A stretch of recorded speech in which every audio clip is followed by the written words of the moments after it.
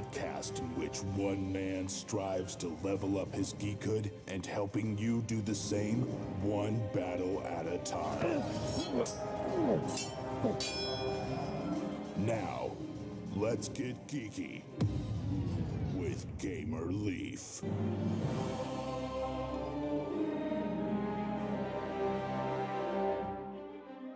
Welcome to the Realm, a rich and storied land entrenched in turmoil.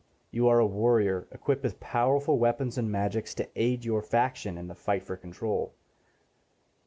Your battle is against the Coalition, a treacherous group who has seized control of the city, and you are tasked to take back control. Sound familiar to you guys? If not, don't worry. It didn't to me either. That is the story of Rise of the Exiled, a new card game, a new fantasy throwing card game that they have on Kickstarter. And today we have the pleasure of the two masterminds or creators of it. Let's see here.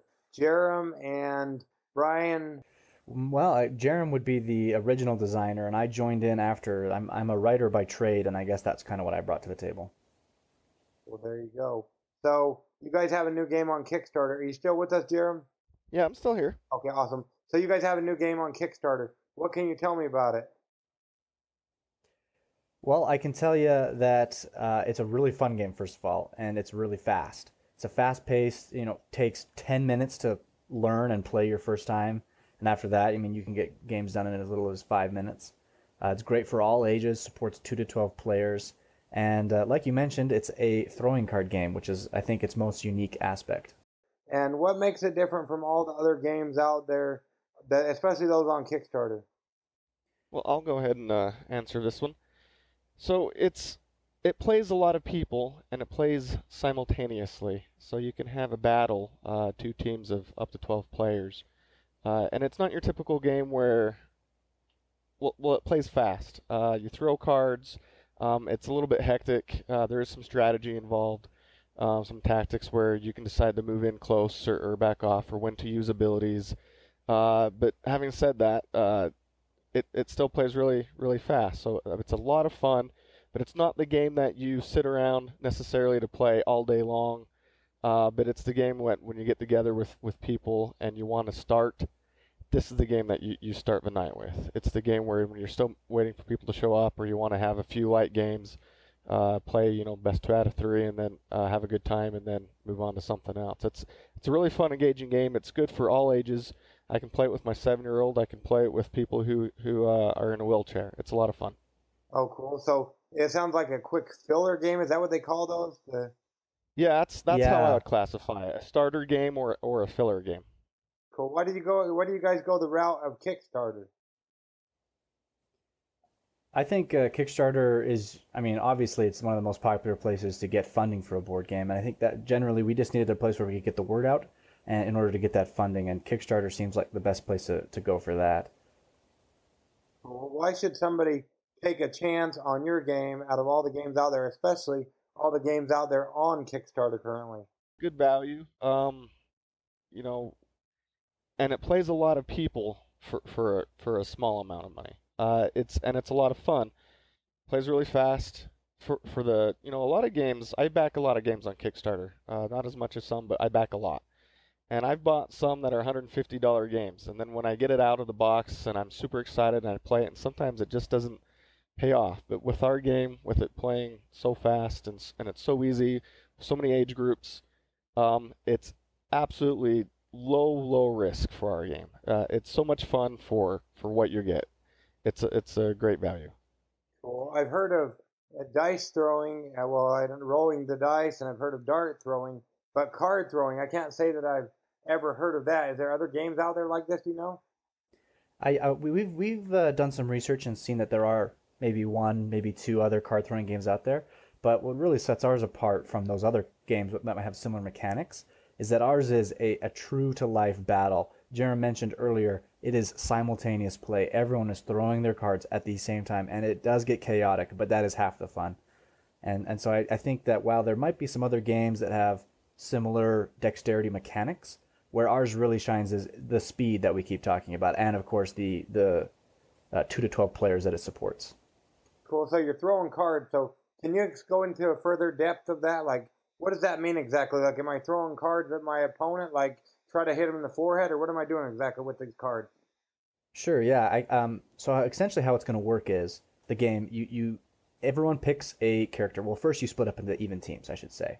And everyone picks a character card, and that character has a special weapon card associated with them.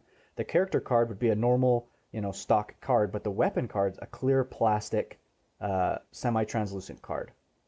And so we all will put our character cards on the table, somewhat close, but a good distance apart, and then simultaneously all throw those weapon cards at the same time. And since you can see through the weapon card, you can see if my weapon on my card overlaps with your character, I deal damage to you.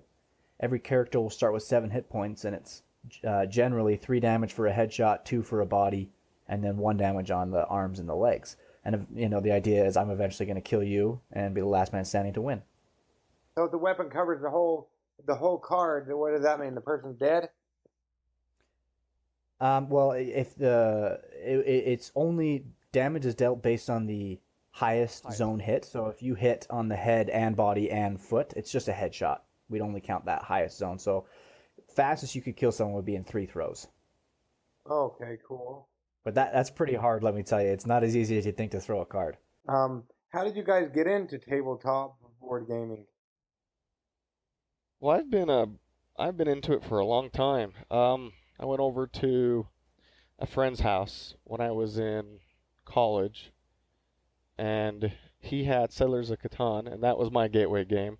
But I like to claim that was one of the first, because I know that was a gateway game for a lot of people. But this was, I think, early 2000s when I first played that game, and that was about as much fun as I remember doing on just getting together with friends. I bought the game, and that was like game number 1, but now I'm over game 100, and it keeps growing. It's one of my favorite hobbies.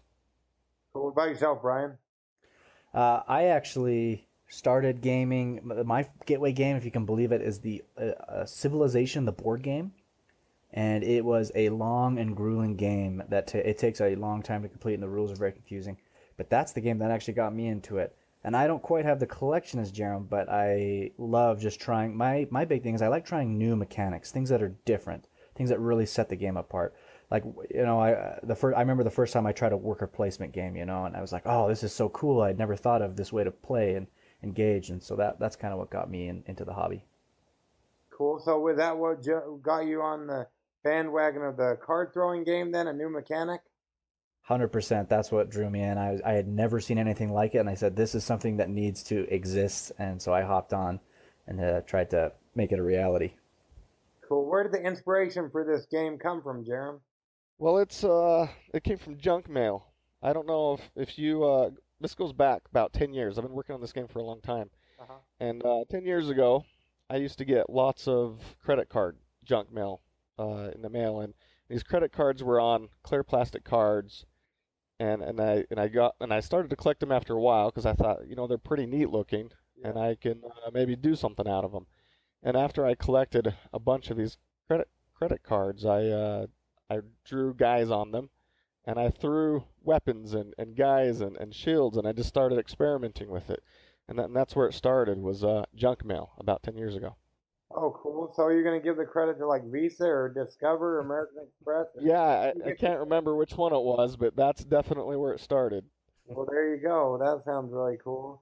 So there you go. If you're listening, anybody in the credit card industry, we'd like to thank you for Rise of the Exiled. And now when this gets funded on Kickstarter, what can people expect? When can they expect their game? You don't want to overpromise and underdeliver, but when can they expect to get their upgraded credit cards, I guess you would call them, wouldn't you? Yeah, it's a lot better than credit cards now. But our delivery goal is April 2018.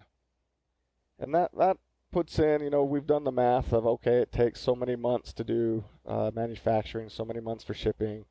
Plus we added in a couple buffer months, because with Kickstarter, as I said earlier, I back a lot of games, and I think most of them don't come on time. And we want to deliver on time, so we added in a couple extra months. But you never know.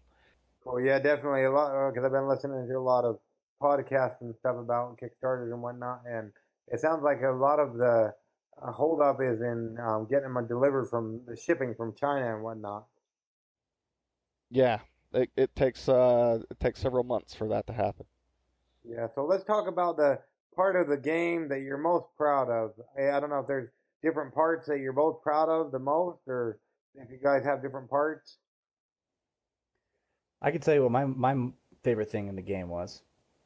So when I joined the project, sorry, when I joined the project, a lot of the characters had already been designed. You know what their abilities were going to be, what they were going to do.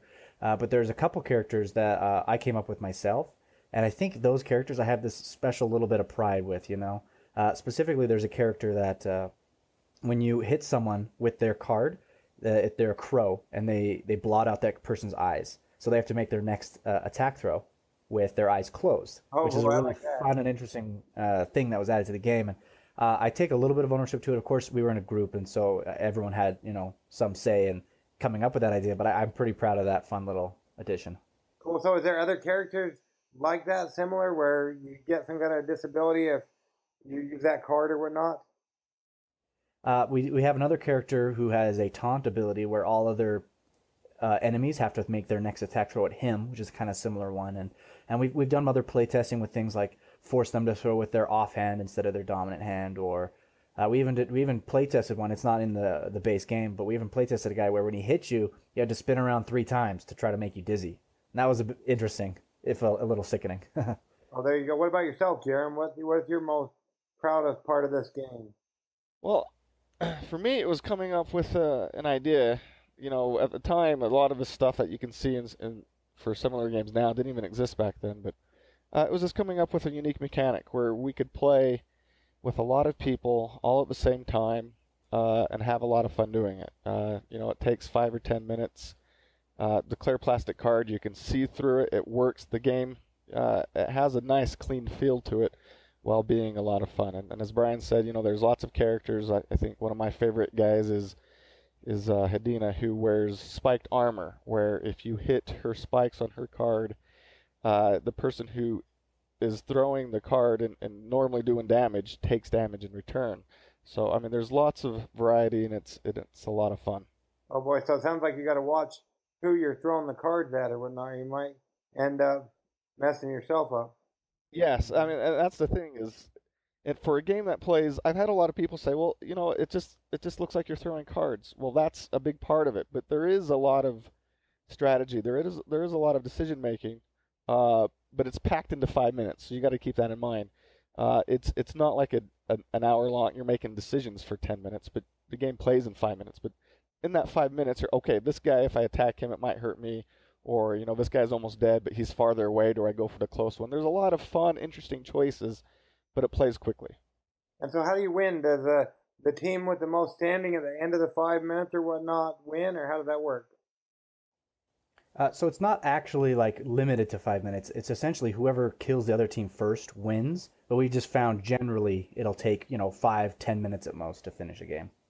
Okay, and so after the cards have been thrown, how do you go about, does everybody have some kind of sheet to mark hit points or whatnot? How do you go about telling who's still alive and whatnot afterwards? Yeah, in the beginning, I used to keep track on just a piece of paper where I'd write down everyone's names and how much damage they had taken to their character, and that works well. But later on, we just got in the habit of just speeding things up, and we just remember as best we can, because in a 5-minute game, you're just moving fast.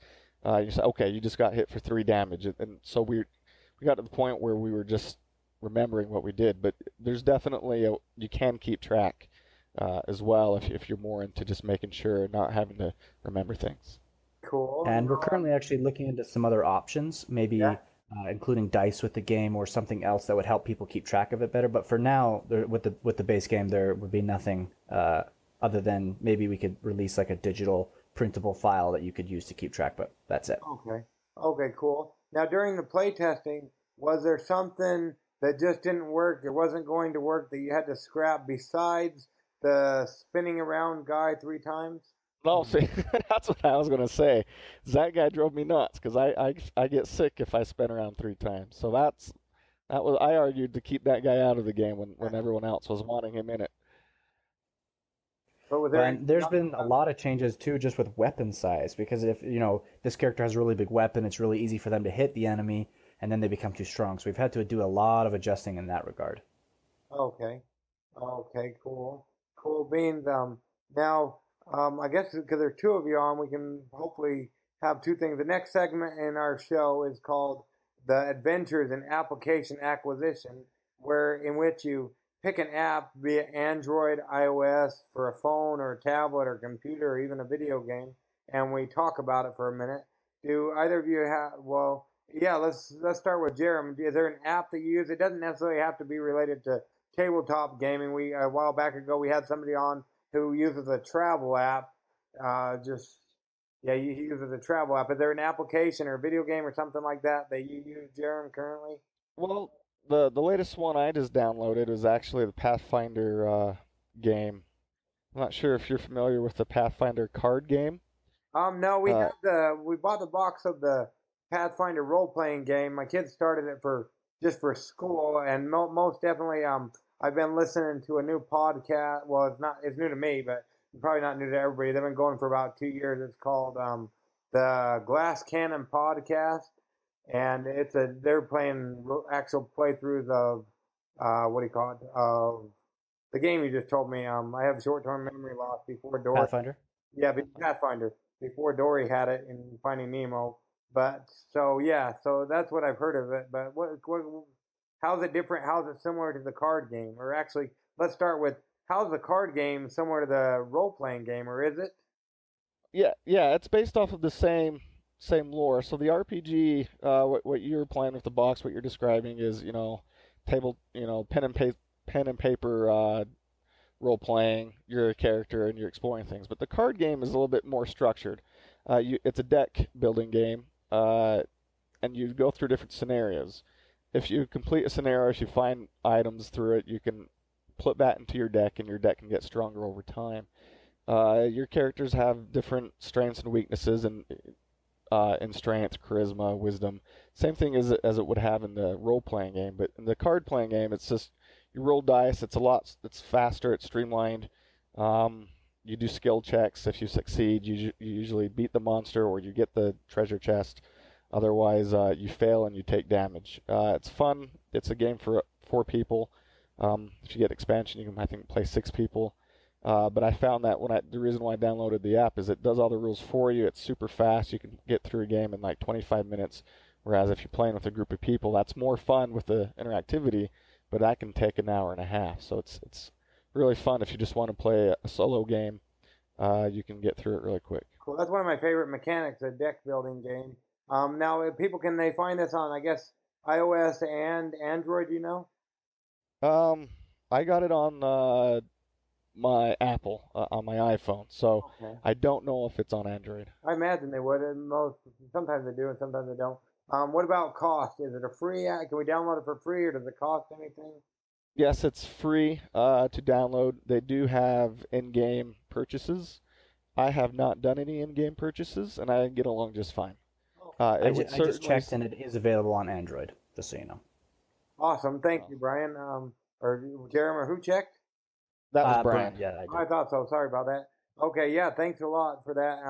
And so let's say you own the rights to this, Jeremy. What is one thing that you would do to make Pathfinder, the application, a better application or whatnot? Oh, I would make it a little bit easier to get some of the characters. You do have to grind a little bit to get if you don't want to pay. But if you want to pay, then you can advance really fast. Now, in the grinding, my wife's recently been playing, I can't even remember, some role-playing game on the DS. I can't remember. I'll have to find out. But in which there's a lot of grinding. Now, is this actual grinding, or is this like on some applications, it will let me play further if I go and watch an ad? Is it actual grinding, or does it make me watch an ad to be able to do so? No, it's not an ad. It's playing. So each level has a normal, hard, legendary difficulty to it. Uh-huh. So then you need to but it can be very difficult to get past like the legendary. So but you don't get money. You don't earn the coins you need to advance in the game unless you beat these levels, unless you pay and get money through real money. So beating these levels, you'll lose a lot of times before you succeed, and so that is actual just playing. But it's playing the game. It's fun, but then you're not actually advancing the story. You're playing the levels on increasing difficulties for money.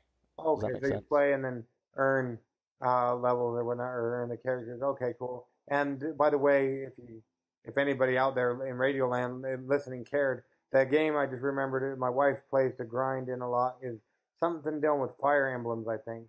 Now, Brian, what is an application, whether it be on the phone, tablet, video game, anything like that, even computer? What's an application you've been using lately? I was gonna say actually, there's a video game that I like to play a lot. It's called Destiny. I don't know if you've ever heard of Destiny. Now, It's on. what's Destiny? So it's on PlayStation 4 or Xbox. There's a sequel coming out soon that'll be on PC as well, but for now it's just PlayStation, Xbox. And it's a first-person shooter RPG of sorts, and it's kind of like Halo, if you've ever played Halo. And except you have instead of you have abilities your character can use, and like you can shoot a giant, purple space ball, or you can, throw flaming hammers, do other fun things like that. But it's a super fun video game that I've played for a long time and really enjoy. Cool. What if you own the rights to that game? What would be one thing that you would do to make it better? Oh man, there's so many things I would change. I love it, but don't get me wrong. There's a lot of things that would need to change. And if I was going to change anything in particular, and this won't make sense if you well, it might not make sense since you don't play the game, but I would probably add a competitive only mode. Okay. Where it's like what does that mean?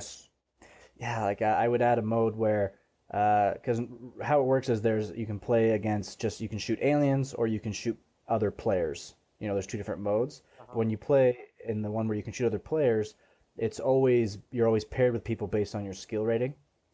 And I wish that there was a specific, okay, this one is for if you want to play against people of your similar skill level, and this mode is specifically if you want to play against people of any skill range and just have fun.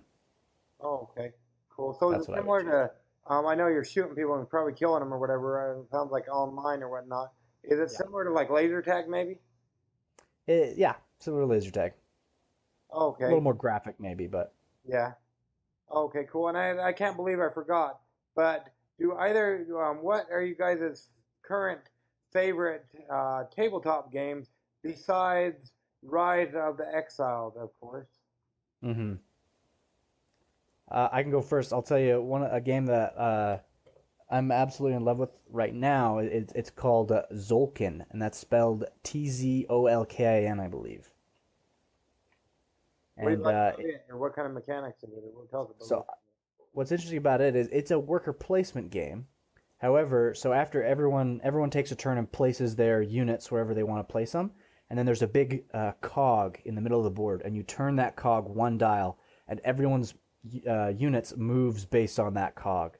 So you have to really think in advance because you have to put your worker units down, and then you have to be thinking, okay, well after this turn is over though, that guy's going to get moved to this spot, and then he'll do a different thing than I had done before. So you have to really be thinking in advance, and it's kind of a fun mechanic. Cool beans. And now, what about yourself, Jarom? Do you currently have a favorite tabletop game besides Rise of the Exile? That'd be cheating if we let you pick. Yeah. Well, that's like asking which one of your kids is your favorite. Yeah. I love lots of games. One of my all-time favorites, one of the games I've played more than any other, is probably Power Grid. I'm not sure if you've heard of that. It sounds pretty fun from what I've heard, just via podcasting. But what can you tell us about it if there's other people that haven't necessarily about it or seen it? Yeah, it's so you want to power your cities. To power your cities, you buy these power manufacturer. They produce power. But in the beginning they're little, and it's a bidding game, and you bid your money to get better and better power plants. And as you build more cities, you get more money, and then you build more power plants. And it's just area control and also bidding, resource management. It's a lot of fun.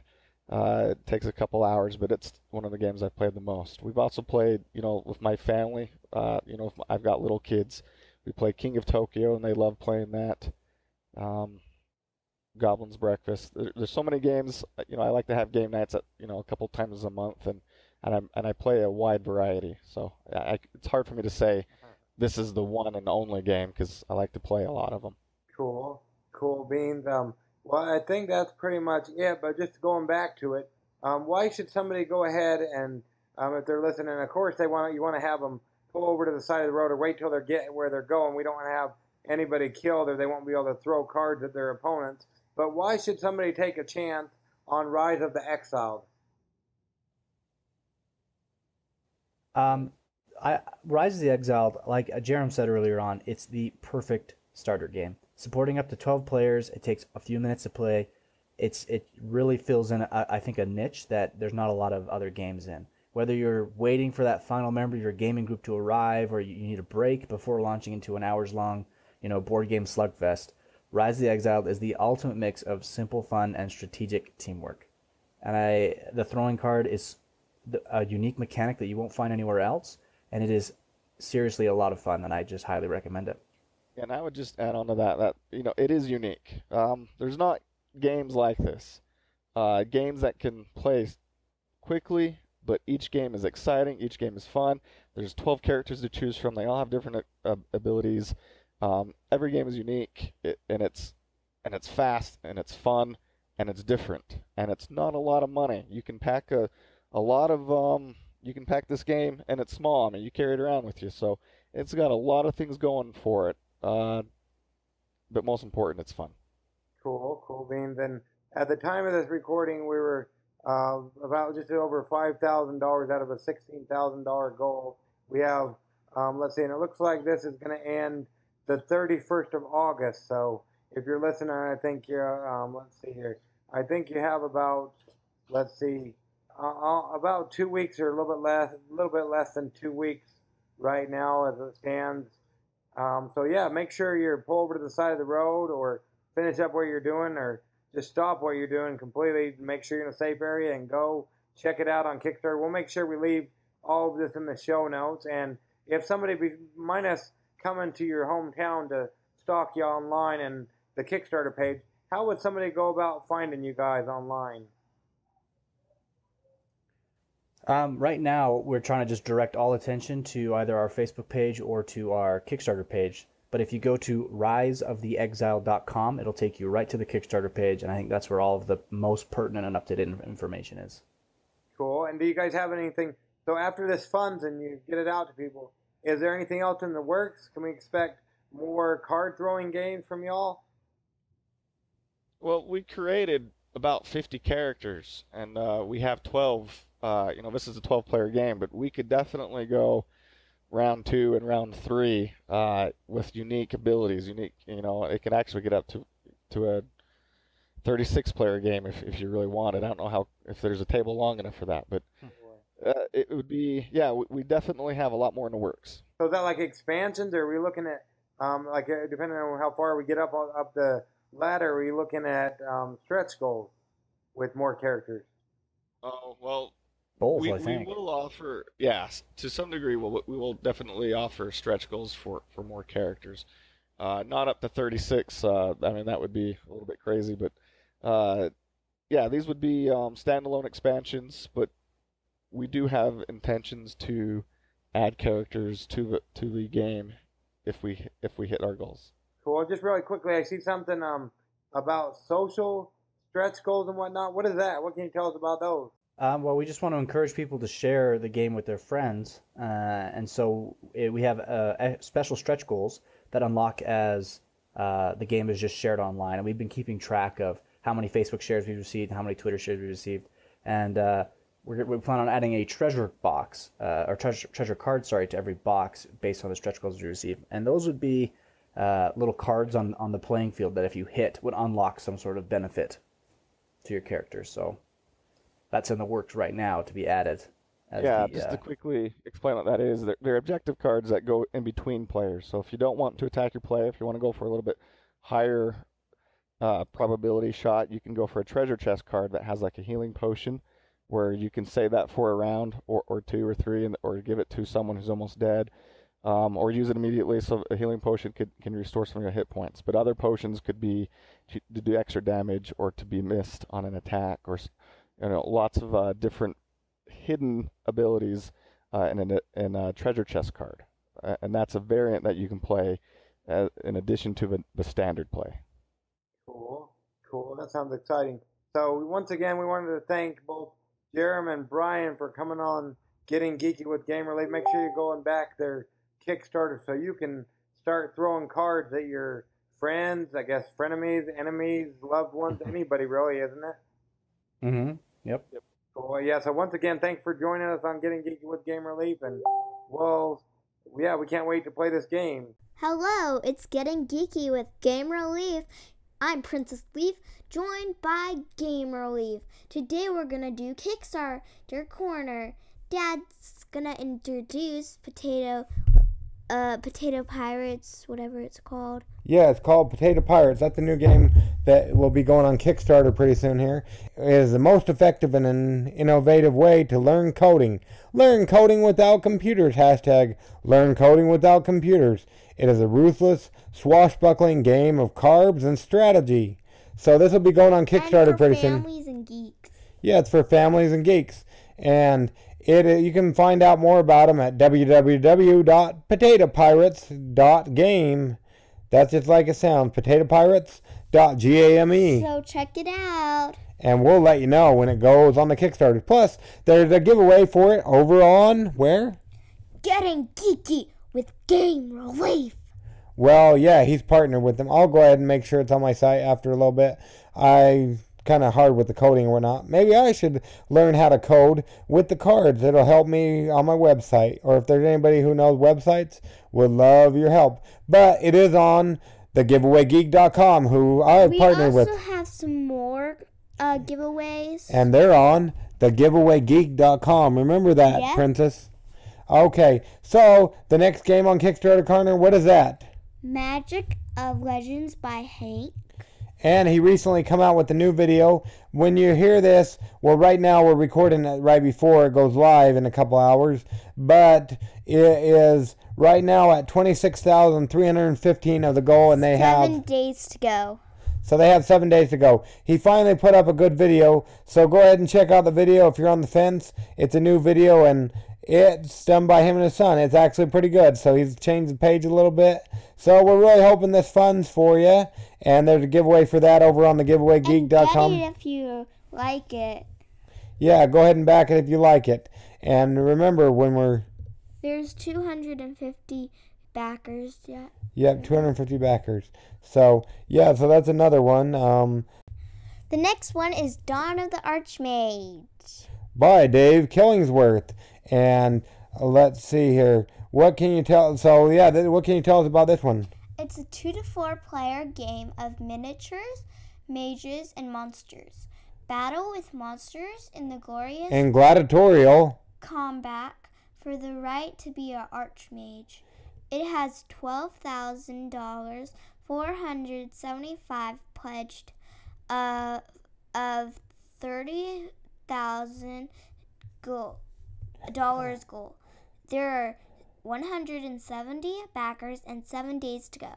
Yeah, so hurry and pull over to the side of the road and go ahead and back this one. There's also a giveaway over at thegiveawaygeek.com, which you can win 4 or 5 of his games that were previously published by Dave Killingsworth. So check it out at geeks.com. No, at where? At the Geeks. thegiveawaygeek.com. We'll catch on after a while. I know we will. Now, I think this might be Princess Lee's favorite so far. What is it? Cauldron, Bubble, and Boil board game. It's Cauldron, Bubble, and Boil is a wickedly fun board game of hexing, guarding, and potion boiling. May the best witch or warlock win. There are $11,000, $11,423 out of pledged of $14,700 goal. And then there's 2,207 207 backers and 69 hours to go.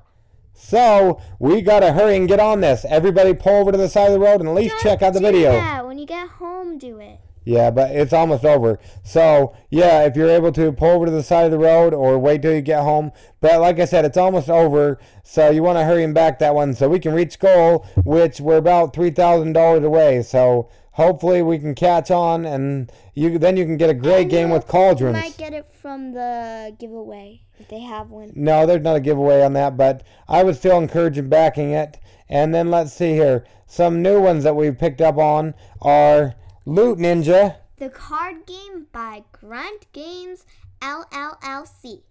Yeah, one less L, but that's okay. So Lewt Ninja is a new one. I interviewed the creator Dwayne Cameron recently about this from Grunt Games. And Lewt Ninja, you join your friends, become epic heroes, loot monster together, and then loot your friends. It's a pretty awesome game. Now, what I really like about this is Dwayne Cameron is a a disabled veteran, just like myself, probably a little bit more disabled, but he had to go through PT, and what he's doing with this game, you may wonder why such a high goal of $80,000 and he's with 17 days to go. The reason the goal is so high is he's trying to make it so he can fund this game and get it into retail as well. Plus, more importantly, he wants to make PT virtual reality games for disabled veterans and anybody who's disabled. So instead of just going to the gym of the PT and those lame equipment, you'd actually be able to go into a virtual reality and do your PT there. How cool is that, Princess Leaf? Great. Yay. Woohoo. Woohoo. She's a little bit more awake than last time. So that is great. And then the last but least is what? Oh, go ahead. What were you saying? So there are 43 backers. Yep. So we need about, let's see here. Let's figure this out. So 15, let's see, 30, 60. We need about 68 people. Yeah, we need more than 68 people probably. So 60 and then 900. Let's see, 75. Let's see here. So we need, let's see, 45, 90, 180. Yeah, we need about, it's probably 200 more people or something. So if you like it, at least go check out the artwork. It is funny and great. We'll have an interview on pretty soon here about that one. And then last but not least is Head Chef, the tabletop card game of food, fame, and fun. Food, fame, and fun. Fame and fun rhymes. Stock your fridge, cook tasty food, become famous, so famous you may even become head chef. By Peter something. Yeah, by Peter. So, yeah, go ahead and back this game. It's got 3 days to go. Hopefully we can reach the goal. We're at $2,800, just over $2,800, and we're trying to get to just under $9,500. So, yeah, if you can, go ahead and jump on the Kickstarter and check out these great games. I'll have them in the show notes. There are also our 84 backers, and they're $2,845 from $9,469. Okay, one last thing to do before we let you go. I don't know if you remember, Princess Leaf, but we got to tell everybody, and mainly we got to thank our patrons. So let's go ahead and give a good Thank you, everybody. Yep, so far we have Axel, we have Ethan, we have Jennifer, we have Ronald, and we have everythingboardgames.com. So go check that out. Yeah, go check out that website. And thanks again to all of our patrons. If you want to become a patron of Getting Geeky with Gamer Leaf, give us a good game idea. You can give us good game ideas. There's other things to do on there. But you can go ahead and let us know, and you can become a Patreon. If you like to see different gifts or different rewards, you can let us know that as well. But go over to patreon.com/Getting Geeky with Gamer Leaf. And let's go ahead and catch him on the flip side, Princess Leaf. Let's log off. Tell him. Goodbye and go to bed, and don't stay up till midnight. Unless you're backing Kickstarters. You heard it here first on Getting Geeky with Gamer Leaf. Gamer Leaf and Princess Leaf out of the ring. Out of the ring, I guess. Never in the ring. Well, signing off. Have a good night.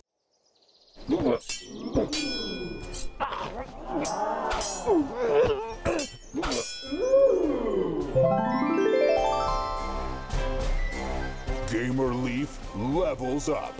Tune in next week to see if Gamer Leaf's luck holds up.